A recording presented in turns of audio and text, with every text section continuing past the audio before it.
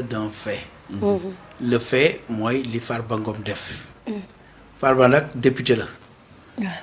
Aujourd'hui am na ñu bari dégg naa leen ñu ni procureur dafa war a kii et cetera non. Il est encore député. Donc dañu war a lever immunité parlementaire am procureur sogaa di mën a wax.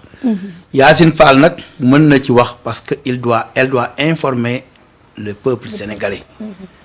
Donc li affaire bi mooy.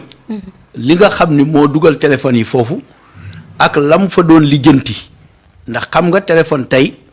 mën na tojum réew. ndaxte prison mooy day lay empêcher nga wax ak képp ku dul kii ñëw di la rendre visite. te même visite yi dañ ko limiter. donc l'utilisation du téléphone rawatina nga ciy def ay transactions. rawatina. ngay wax ak ay réew yu nga xam ne am na paradis fiscaux rawatina ngay wax ak waa Maroc te xam nañ la fa nekk. nit ñi fi jógee daw dem Maroc. toog fa di def ay yu nga xam ni mooy sa liggéey yi nga xam ne mi ngi continuer nga koy commander. li ci gën a doy waar mooy les PV.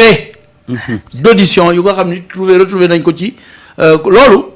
dégg naa koy wax naan dañu la war a isoler boo texee yàmba loolu bokkul ak ay yàmbaak ay dóoranti ci biir kaso bi. loolu c'est beaucoup plus grave.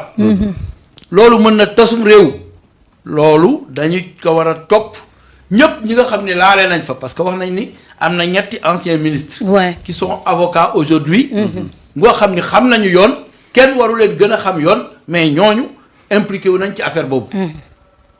muy lu nga xam ni lu doy waar la. am na lu bari lu nga xam ni man damay ñaan te dama ko doon mébét bi ma nekkee. ñu war a dem nekk député.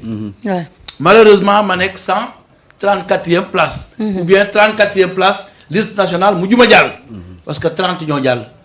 mais dama gis lu bari lu nekk ci réew mi loo xam ni mais war nañu def ay propositions de loi changer ko. tout à fait. aujourd'hui y a des intouchables. yow da ngay def lu ni weñ ñuy xaar lever sa immunité parlementaire wala ñuy xaar loo xam ni véritablement yow ca diggante ba sax mën nga jaxase mbir ma. mais ancien ministre wala ancien député mais ñooñu wala député bi fi nekk mais moo war a gën a mën a respecter loi. c'est-à-dire la ñu war a teg ci kawam waruñu ko teg sax ci koo xam ne du député dara. parce que kii il doit être un exemple. il est un modèle. dañuy xaar ci moom mu jubal bu jubalul ñeneen ñi bu ñu jubalul amuñu lu ñu leen wax. parce que ñoom ñoo war a joxe exemple. waaw ñooñu nag bu fekkee ils sont super protégés man bu ma nekkoon assemblée nationale naa dugal proposition de loi bu nga xam ni mais la protection là ñu dindi ko définitivement parce que dafa am ñu bari dañ ciy mbubu di ci def loo xam ni te jàpp nañ fi nit ku nga xam ni dafa yore woon ay faux billets ak yeneen yu doy waar yu nga xam ni véritablement bu ko citoyen lambda bi defee ñu jàpp ko inquiété ko tout de suite tëj ko mais bu ko député defee ñuy xaar mais loolu yëpp c'est des problèmes loolu la ñuy xaar ci assemblée nationale bi mu indi ci justice bi ay soppeeku def ay proposition de loi. c'est extrêmement important Ousmane Sonko lan moo ko xañ mu nekk candidat ay. loi yu ñu teg yoo xam ni loi yooyu wax dëgg yàlla man bu ma doon sama 100 jours du ma ko def te teguma ay proposition de loi yu nga xam ni dina soppi loolu. ba pare xool ndax ñii dinañ ko voté wala duñ ko voté parce que am na lu bari lu ñu digaale ak askan wi il faut que ñu soppi ko du da nga nekk benn poste rek da ngay préserver poste boobu. da ngay war a préserver intérêt askan wi préserver justice parce que am na loo xam ne juge bi mënu ci dara. parce que loi la par exemple bu ñu la jàppee 6 mois gëstu. gisuñu boo amee 6 mois war nañ la bàyyi liberté provisoire mais bu fekkee blanchiment la mais loolu war nañ ko seetaat. parce que loolu dafa naqari gis. mën nañ ko seet fu ne duñ ko gis donc 6 mois il faut ñu mu joxe liberté provisoire. possibilité loolu dañ ko war a seetaat loi yooyu yëpp dañ ko war a changer moi je crois que Bassirou. président de la République defoon na fi ay assises de la justice. te assises de la justice yooyu lépp lu nga xam ne tukkee na ca loo xam ne véritablement day jàngal justice war nañ ko appliquer dans les plus brefs délais parce que loolu la ñuy xaar. mais fondamentalement problème mu Farba problème mu Yacine Fall mi ñu bëgg ni wéy waru fa woon toog magistrat waru woon toog ci magistrat waru ci dugg gendarmerie ñoo def enquête tout simplement parce que député la bu ñu demee ba magistrat war dugg dina dugg. loolu mooy wax ji et je félicite en passant. Yacine Fall moi je suis pas pour ceux qui disent que oui moom grande instance la war fa woon ñëw même si les ministres de la République a un devoir et une responsabilité d'information de la population gis nañu ba tey ay ministres de la justice informer seen population de ce qui se passe parce que dañ ko fi teg pour xam li xew ne serait-ce que noonu mu ñu waxee lu xew loolu ñu ngi ko ci gërëm di ko sant alors Samba. mais c'est-à-dire que da ngay xool déclaration Yacine Fall. amul dara foo xam ne dugg na ci dossier 125 milliards yi tax ñu téye Farba. nañu demaat xool li nga xam ne moom mooy sortiram.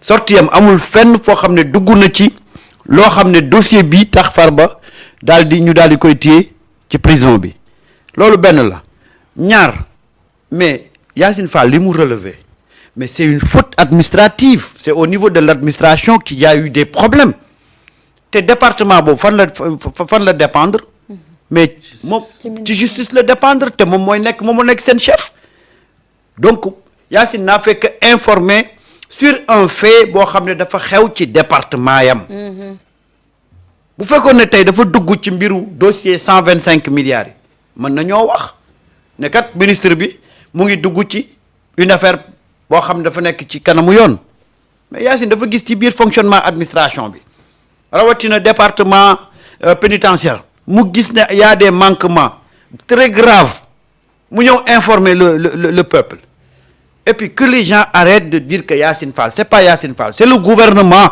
Ouais. Parce que Yacine keroog bi muy waxul en tant que Yacine citoyen wala Yacine membre de PASTEF Yacine a parlé en tant que ministre de la justice. Yacine balaa muy dem le président xam na le premier ministre xam na te liy wane ne c'est le gouvernement qui a parlé c'est la présence du porte-parole du gouvernement bi. mu ngi woon ci wetu Yacine Fall. Donc on arrête de résumer cette sortie-là ci personne Yacine Fall. C'est pas la sortie de Yacine Fall c'est la sortie du gouvernement. Surtout Yacine Fall mu soxal département am en tant que ministre de la justice. mu ñëw daal di àggee information yooyu. bu leen foog ne Yacine dafa jóg rek yeewoo këram ñëw toog di wax nous sommes dans un état avec un gouvernement bépp ministre buy def sortie officielle jàppal ni tu as l'aval du premier ministre et du président parce que noonu la république di fonctionner. beneen bi mooy des affaires aussi graves il faut pas que les gens essayent de nous divertir. C'est très grave ce qui se passe c'est très grave d'ailleurs on commence à prendre des mesures. Le directeur du pavillon spécial muté nañ ko yóbbu ko fële ca maison d'arrêt bu Nioro fa lañ ko yóbbu mais ça ne suffit pas parce que c'est toute une chaîne de responsabilité il faut pas que les gens essayent de nous divertir Marietta kan la doon waxal ñan la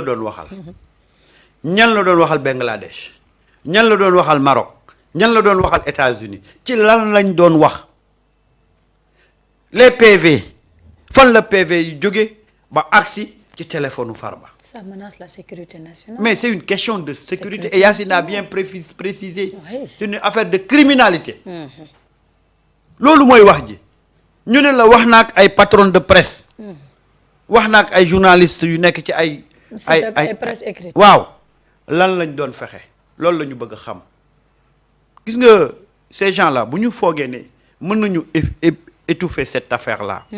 ba tourner ko ci fait divers dañuy nax seen bopp tout ce que le peuple attend mooy que ñu continuer cette procédure-là fexe ba xam exactement Farba téléphone yooyu nu mu def ba jot ci lan mooy le contenu des messages et des vidéos ñu xam c'est ça aujourd'hui la question fondamentale képp ku ñu bëgg a dugal nag ci beneen détail mais tu te trompes parce que du ñu dugg ci loolu ay Yacine warul woon wax ak ay Yacine a war a wax ak ay ñoom ñooy wax ki war a wax. ñun on veut vraiment la vérité sur cette affaire-là. Et c'est très important loolu la Sénégalais yëpp di xaar te foofu la Sénégalais yi nekk maintenant nag. Farba moom boo ko touché rek da ngay touché ay ñoo xam ne ñoom. dañuy rappi. nag xam nañ lu tax parce que nag gis nga dañoo